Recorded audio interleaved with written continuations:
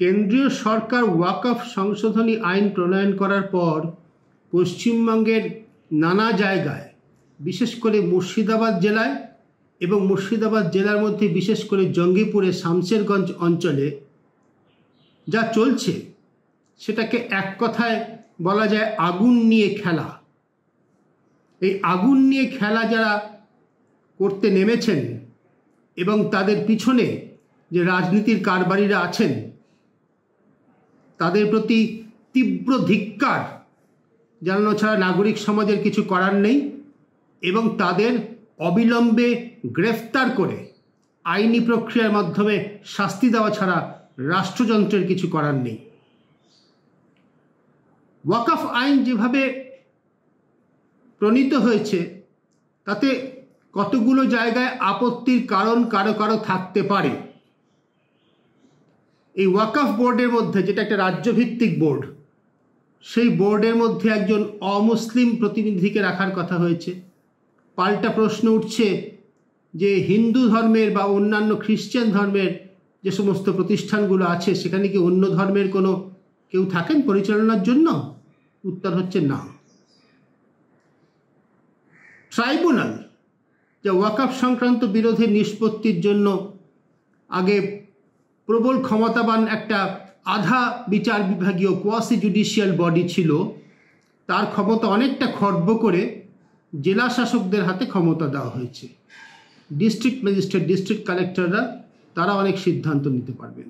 অর্থাৎ কিনা সিদ্ধান্ত নেওয়ার দায় ওই বিচার বিভাগীয় সংস্থাটির বদলে সরকারের হাতে এসে পড়েছে। এতে আপত্তির কারণ থাকতে পারে। আরেকটি আপত্তির জায়গা হচ্ছে যে একটি নির্দিষ্ট সময়ের মধ্যে সরকারি পোর্টালে এই ওয়াকফ সংক্রান্ত তথ্য তুলতে হবে। তা না তুললে এই ওয়াকফ সম্পত্তি সরকারের হাতে ন্যস্ত বলে গণ্য করা হবে। আমি আজকে সকালে কিছুক্ষণ আগেই পশ্চিমবঙ্গ ওয়াকফ বোর্ড যে রয়েছে তাদের ওয়েবসাইটটা খুলে দেখছিলাম। সেই ওয়েবসাইটে রয়েছে ৩রা এপ্রিলের দিনে একটি বিজ্ঞপ্তি রয়েছে। তাতে বলা হয়েছে আগামীকাল থেকে অর্থাৎ ৪ঠা এপ্রিল থেকে ১৫ দিনের মধ্যে এই সব সম্পত্তি সংক্রান্ত একটা বলা এই নিম্নোক্ত তালিকা মধ্যে অন্তর্ভুক্ত সম্পত্তি সংক্রান্ত কোনো বিষয় যদি জানানো না হয়, বোর্ডে পোর্টালে না তোলা হয়, তবে উপযুক্ত ব্যবস্থা নেওয়া হবে। সেই তালিকাটা কোথাও খুঁজে পেলাম না। আসলে ওয়াকফের পুরো ব্যাপারটাই তাই। পশ্চিমবঙ্গের মুখ্যমন্ত্রী মমতা ব্যানার্জি যখন বলেছেন যে পশ্চিমবঙ্গে এই আইন প্রযোজ্য হবে না, তখন অন্তত তৃণমূল কংগ্রেস যদি ক্ষমতায় থাকে এবং মমতা ব্যানার্জি মুখ্যমন্ত্রী হিসেবে যদি নিজের কথা রক্ষা করেন, তাহলে এই আইন পশ্চিমবঙ্গে কার্যকর হওয়ার সম্ভাবনা অতি ক্ষীণ। তার কারণ হচ্ছে জেলা শাসকদের মাধ্যমে জেলা শাসকদের দিয়ে কার্যত রাজ্য সরকারকে সিদ্ধান্ত নেওয়ার ক্ষমতা দেওয়া হয়েছে। রাজ্য সরকার, জেলা শাসকরা কার কথা মতো কাজ করবেন? রাজ্য সরকারের কথা মতো কাজ করবেন। সম্পত্তি সংক্রান্ত বিবাদের জন্য রাজ্য ওয়াকফ বোর্ড রয়েছে, সেটা পশ্চিমবঙ্গ সরকারেরই। এখন তাতে রয়েছেন সায়েদুল্লাহ মুন্সি নামে হাইকোর্টের একজন প্রাক্তন বিচারপতি, তার শীর্ষে রয়েছেন, চেয়ারম্যান হিসেবে রয়েছেন। তো সেটা রাজ্য সরকারেরই একটা গঠিত সংস্থা। সুতরাং রাজ্য সরকার না চাইলে পশ্চিমবঙ্গে রাতারাতি ওয়াকফ সম্পত্তি নিয়ে একেবারে ধুন্ধুমার বেঁধে যাবে। এতদিন ধরে যা হয়ে এসেছে তার উপর বিরাট বিপর্যয় নেমে আসবে, এটা ঠিক নয়। সুতরাং ওই ধরনের প্রতিবাদে যারা সামিল হচ্ছেন, ইতিমধ্যেই যতদূর জানা আছে অন্তত 3টি প্রাণ গিয়েছে, প্রচুর ঘর বাড়ি লুটপাট হয়েছে। শামশেরগঞ্জে বাজারে একের পর এক দোকান লুটপাট হয়েছে। মুর্শিদাবাদ জেলা থেকে নদী পেরিয়ে, গঙ্গা পেরিয়ে বহু মানুষ আশ্রয় নিতে বাধ্য হয়েছেন পাশে মালদা জেলাতে। এই ধর্মীয় দাঙ্গার কারণে, ধর্মীয় হিংসার কারণে কোনো মানুষকে যদি গৃহচ্যুত হতে হয়, তাহলে তার পরিণতি, তার প্রভাব সারা দেশে ছড়িয়ে পড়তে বাধ্য। ইতিমধ্যেই যে সমস্ত ছবি সংবাদ মাধ্যমে প্রকাশিত হয়েছে, কারা ঘর ছাড়া, ছবি দেখে স্পষ্ট বোঝা যাচ্ছে মাথায় সিঁথিতে চওড়া করে সিঁদুর রয়েছে। এইরকম ছবি যখন সংবাদ মাধ্যমে প্রকাশিত হচ্ছে, সিঁদুর পরা মহিলারা ঘর ছাড়া হচ্ছেন, তারা বাচ্চা নিয়ে, সন্তান নিয়ে নদী পেরিয়ে চলে যাচ্ছেন, অন্যত্র আশ্রয় নিচ্ছেন, তখন এ প্রচার সারা দেশে উঠতে শুরু করেছে যে পশ্চিমবঙ্গের মুর্শিদাবাদ জেলা কি আরেকটি কাশ্মীর হয়ে গেল? কাশ্মীর থেকে যেরকম পণ্ডিতদের, হিন্দুদের উৎখাত করা হয়েছিল এক সময়, পশ্চিমবঙ্গে সেই রকম হয়ে গেল। এর জবাব দেওয়ার দায় কার? এর জবাব দেওয়ার দায় পশ্চিমবঙ্গ সরকারের। জঙ্গিপুরের যিনি সাংসদ খলিলুর রহমান, শামশেরগঞ্জের যিনি বিধায়ক, সাগরদিঘির যিনি বিধায়ক, ফরাক্কার যিনি বিধায়ক, তারা সবাই শামশেরগঞ্জেরই বাসিন্দা এবং তারা সবাই, একজন নির্বাচিত হয়েছিলেন কংগ্রেসের টিকিটে, বায়রান বিশ্বাস সাগরদিঘির বিধায়ক, বাকি তিনজন তো তৃণমূল কংগ্রেসের হয়েই নির্বাচন জিতেছেন। তাহলে রাজ্যের শাসক দলের একজন এমপি, তিনজন এমএলএ, তারা কি করছিলেন? তাদের কোনো নিয়ন্ত্রণ নেই এলাকার উপর, তারা কোনো খবর রাখেন না এলাকাতে কি হতে যাচ্ছে।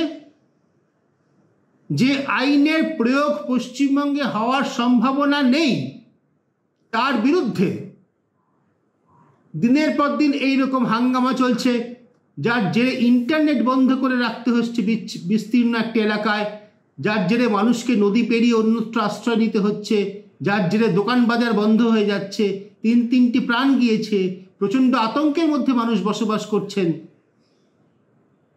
এই ঘটনার কোনো দায় শাসক দলের নেই ঘটনা বন্ধ করার।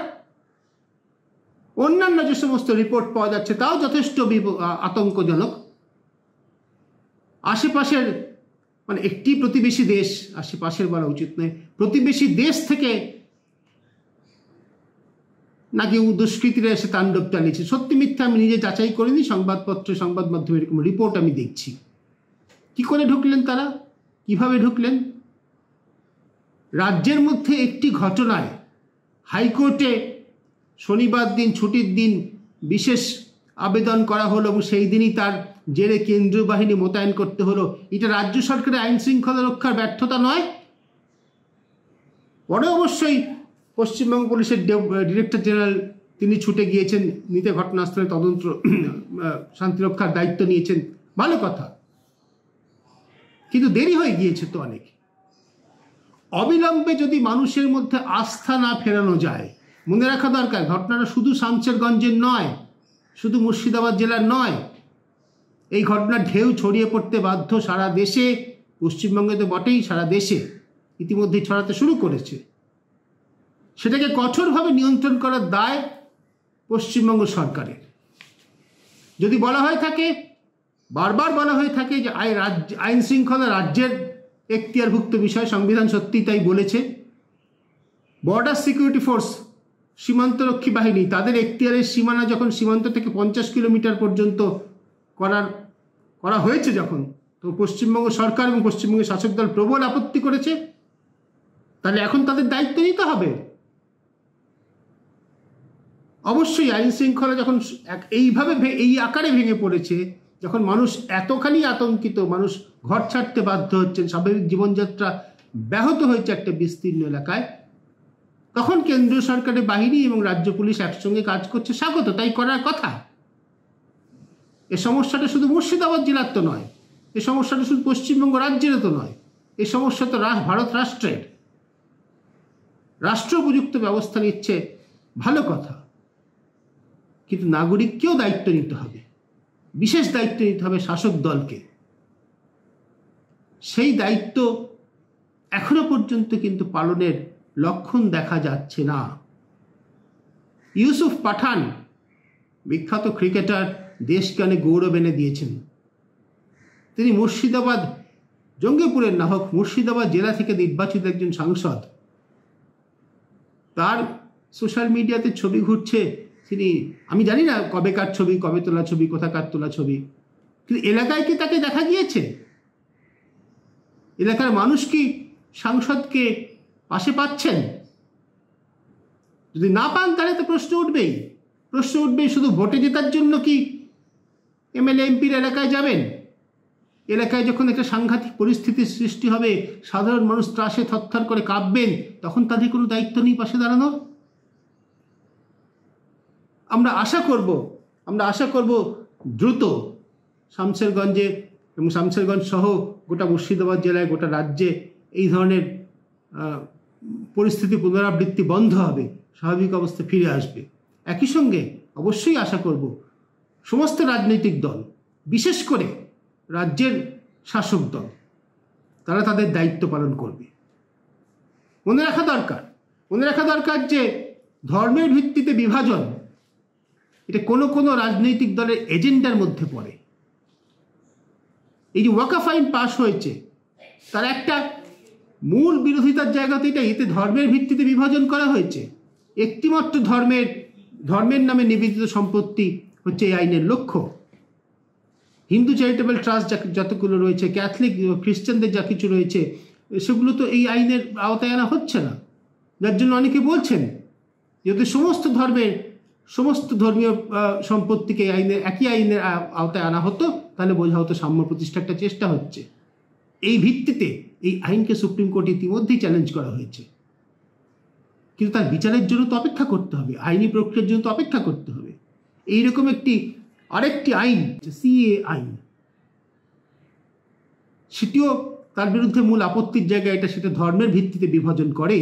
এটা ভারতের প্রতিবেশী মুসলিম প্রধান দেশগুলো থেকে অমুসলিমদের, তারা যদি ধর্মের কারণে পীড়িত হন, তাহলে তাদের ভারতে এসে নাগরিকত্ব দাবি করার অধিকার দেয়, কিন্তু অমুসলিম দেশ থেকে অন্য কাউকে আসার অধিকার দেয় না, এবং এই দেশগুলি থেকে কোনো মুসলিমদের আসার অধিকার দেয় না।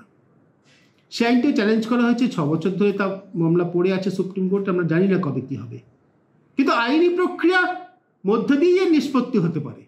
রাস্তায় ট্যাগ জ্বালিয়ে 12 নম্বর জাতীয় সড়কে একটা 7 কিলোমিটার লম্বা দীর্ঘ একটা স্ট্রেচ, একটা অংশ, সেটাকে সম্পূর্ণ অবরুদ্ধ করে দিয়ে, দখল করে নিয়ে, এই জাতীয় সড়ক বরাবর যান চলাচল বন্ধ করে দিয়ে এই বিপদে নিষ্পত্তি হতে পারে না।